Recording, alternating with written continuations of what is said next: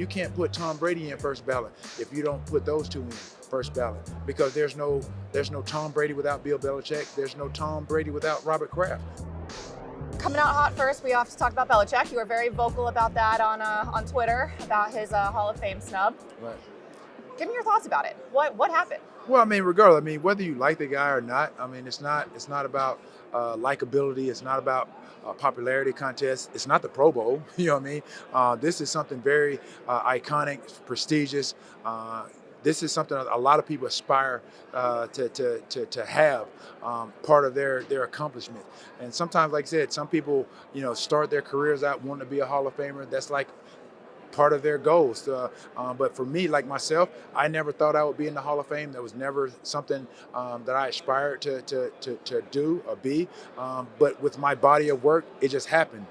For guys like Robert Kraft, you think about Bill Belichick, both them getting snubbed. And then you got to think about Tom Brady, who's coming up. And like I said, I'm probably going to get some about that. He's coming up in 28. You can't put Tom Brady in first ballot if you don't put those two in first ballot, because there's no Tom Brady without Bill Belichick. There's no Tom Brady without Robert Kraft. Those guys obviously put him on the map. Those things go hand in hand. And to have the accolades and the resume that Bill Belichick has had, 8 championships, 2 as an assistant, 6 as a head coach, regardless of your personal feelings about the guy, they had the same things about me, and obviously it's something personal as to why guys aren't getting in when they're supposed to be. I had my feelings about it, and I think now it's come full circle again. I don't know why anybody would not like Bill Belichick. I mean, again, the things that you don't like about him, and even with me, the things that people didn't like about me on or off the field, is what made us so successful. Bill Belichick made himself available for every press conference. Whether it's pregame, postgame, whatever the case may be, he made himself available. He may not have given you what you wanted. That's all coaches. He gave you sound bites or no sound bites. That's what made him such a great coach. They keep bringing up the fact, he cheated. I'm seeing some of the responses to in the comments in response to what I said. Well, he cheated, this and that and the other. Well, if that's the case, so did Tom Brady. He got suspended for it. So there's proof in the pudding that, furthermore, that he shouldn't be put in if you're not going to put Robert Kraft and Bill Belichick in. Exactly. I couldn't agree more. And you called out your own Hall of Fame snub too. Why do you think you were passed over? Again, like I said, when you talk about the criteria in which coaches and players are nominated, there's a lot of guidelines and bylaws that the writers should adhere to. Whomever, like I said, I don't even know who the appointing process of the writers. All I know is when I was up for the Hall of Fame, David Baker was the president. I think now Jim Porter is in that position. So whomever is appointing the writers, I need to figure out and find that out myself. Whomever is appointing the writers, they need to hold them accountable. You have a responsibility, whomever that may be, to rectify this situation. Right. Saw a video of you online, looking pretty good, pretty fit. Looks like you could maybe get back out there. You have a comeback coming? Hey, look, if Phillip Rivers can come back and play, so can I. You still doing push-ups in your driveway? No, just watching in my living room, watching TV. You are one of the best wide receivers of all time. Which, if any, current player could give you a run for your money? Current player? Current. I don't really think there's anybody out there like me. They may have the physical attributes of it, but having that look and actually producing, being that player that I was, I don't think there's really any players really out there like me. The closest I think would have been Julio Jones, and he's no longer playing. So I think that would be the closest, comparison to what I did on the football field. DK Metcalf, AJ Brown, obviously physical specimens in their own right.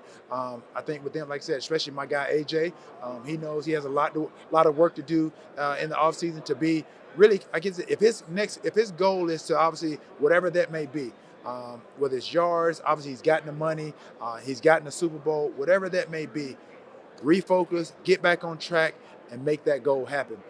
Right now, like I said, to be who he is, to be a part of that offense, and I kind of knew going into the playoffs, the things that he referenced and he sent some subliminal messages throughout the course of the first 4, 5, 6 games, I knew, and it's not his fault, I knew that those things that he was referencing, and he tried to make it a point to let people know, yeah, we're winning, but we're not winning like we should be winning. And that was gonna hunt them in the playoffs.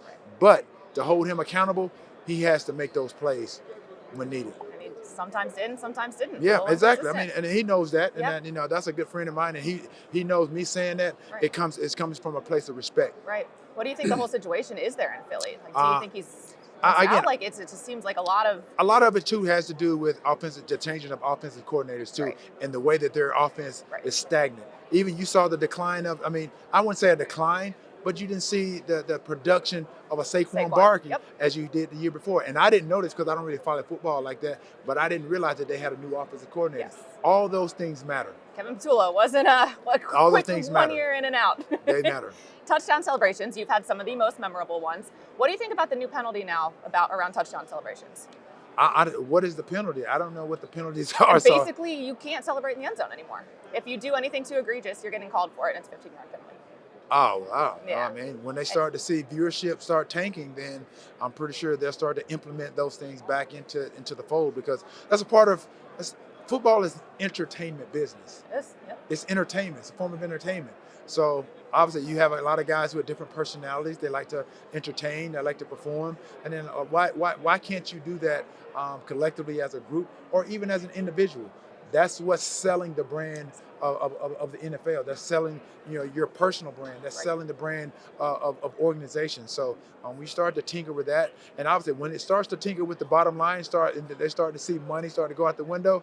Then I think they'll start to implement a little bit more things to create and have more creativity, more fun with the game. That's a good point. All right, I'd be remiss if I didn't ask you a couple Cowboys questions. What is your pitch to Jerry and Steven to sign George Pickens to a long-term deal? I don't think he needs to. His stats prove otherwise. I mean, he has his best statistical year of all years that he's played football, and I'm not surprised at what he did this year. I talked to him at the beginning prior to the season, and I told him, like, bro, you have a lot of ability. Go out there, do the right things, do what you're supposed to do, be a great teammate, and just go do what he does. So for me, like I said, to have the year that he did, I'm not surprised at all. What he did in Dallas, I'm sure the Pittsburgh Steelers, they were wanting those same things. Does he have to clean up a little nuances of the game, like playing every snap hard, being a viable option with or without the football? Those are the things that's going to propel him to be greater than what he is right now. Do you think it's smart for them to franchise tag him, or should they just sign him right now? Whether it's smart or not, it's going to happen. Because of Jerry. whether it's smart or not, it's going to happen. And he's not the first player that this has happened to. There's a number of notable players that have been. It's kind of similar to your situation in Dallas too. What's that? Kind of similar to your situation in Dallas too, a little bit. Yeah, so I mean, again, like I said, he's not the first and not the last. Whether you want to be franchised or not is going to happen. Like I said, just go out there and just do your job. And I think he doesn't really need to say much. Pickens doesn't seem to me to be like a vocal guy. Again, like I said, some of the antics, and things that he should be doing is what gets into the way. I think the progression of where he could be and go as a receiver, those are the little things. Other than that, the numbers speak for itself. Right.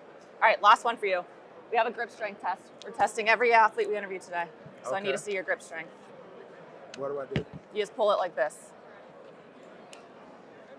It's probably weak. I don't know. Is it on? That was it on? There we go. So this is my. Okay, let me do it. Yeah, do your dominant hand. Okay.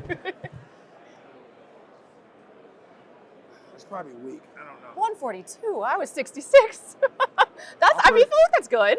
I haven't done. I don't know what to lifted base a lot it of off of. weights in a while, so Awesome, Tio. Thank you so much for joining us All right, today. cool. This is Appreciate it. great. Thank you guys.